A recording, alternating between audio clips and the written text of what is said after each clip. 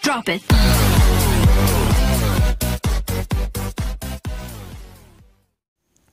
Assalamualaikum warahmatullahi wabarakatuh.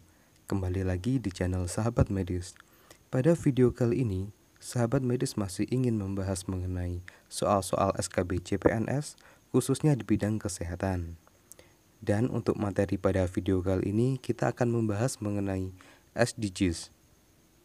Langsung saja kita masuk ke soal yang pertama.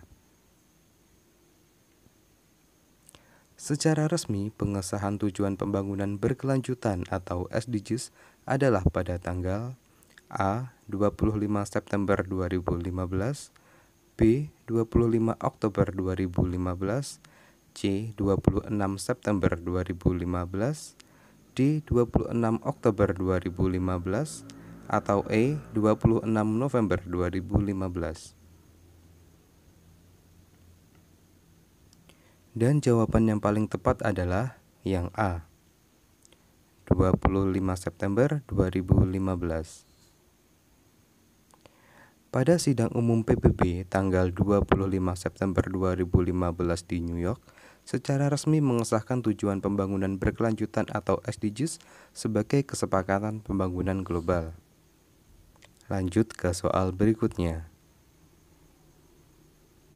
Salah satu prinsip pelaksanaan SDGs adalah A. Liberal, B. Independent, C. Universality, D. Kolaboratif, atau E. Teamwork. Dan jawaban yang paling tepat adalah yang C. Universality. Prinsip pelaksanaan SDGs terdiri dari 3 poin. 1. Universality SDGs dilaksanakan oleh negara maju maupun negara berkembang. Kedua, Integration SDGs dilaksanakan secara terintegrasi dan saling terkait pada semua dimensi sosial, ekonomi, dan lingkungan.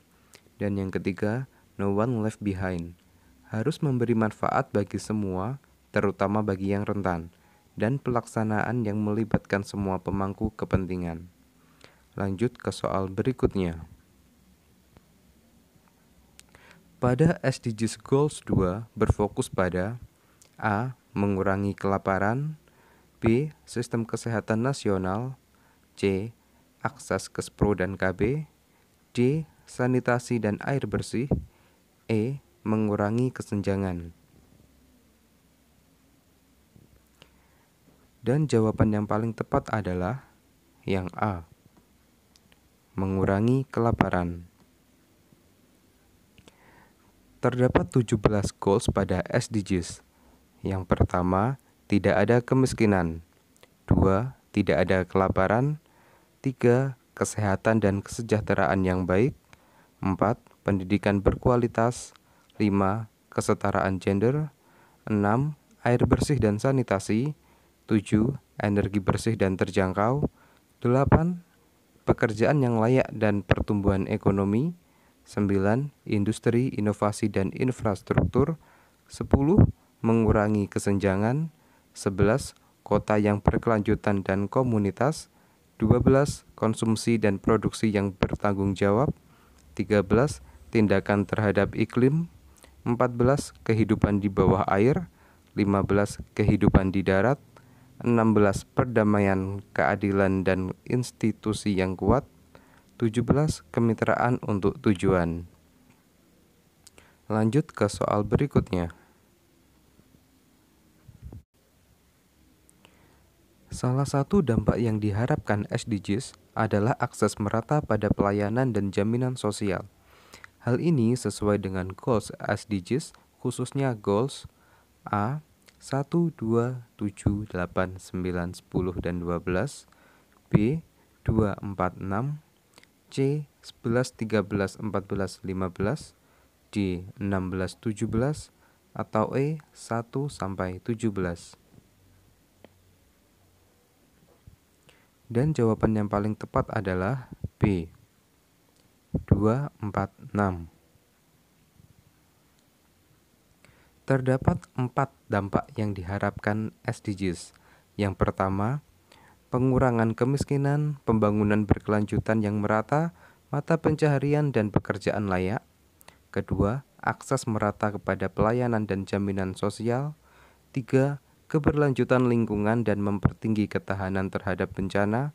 Empat, pemerintahan yang ditingkatkan kualitasnya dan akses merata kepada keadilan bagi semua orang. Dan untuk dampak yang diharapkan kedua, akses merata kepada pelayanan dan jaminan sosial didukung pada goals ketiga, keempat, dan keenam. Lanjut ke soal berikutnya. Berikut yang merupakan kebijakan pencapaian SDGs di Indonesia adalah A. Mengoptimalkan peran koordinasi Kemen PPN atau Bappenas dalam pembangunan. B. Menunjuk Kemenkes RI dalam pencapaian target SDGs di bidang kesehatan. C. Bekerja sama dengan negara-negara ASEAN.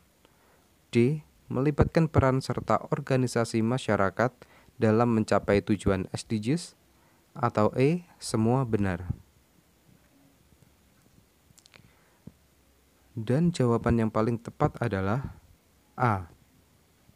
Mengoptimalkan peran koordinasi Kemen PPN atau Bappenas dalam pembangunan. Berdasarkan pokok arahan Presiden dalam sidang Kabinet tanggal 23 Desember 2016, kebijakan pencapaian SDGs di Indonesia meliputi 1. Mengoptimalkan peran koordinasi Kemen PPN atau Bappenas dalam pembangunan. Karena hampir seluruh tujuan pembangunan berkelanjutan atau SDGs telah terakomodasi dalam RPJMN. 2. Melibatkan semua pihak, pemerintah, parlemen, media, filantropi dan bisnis, pakar dan akademisi untuk bersinergi sesuai peran, fungsi, dan kemampuan. Dan ketiga, kelembagaan yang ada dapat langsung bekerja baik secara strategis maupun operasional. Lanjut ke soal berikutnya.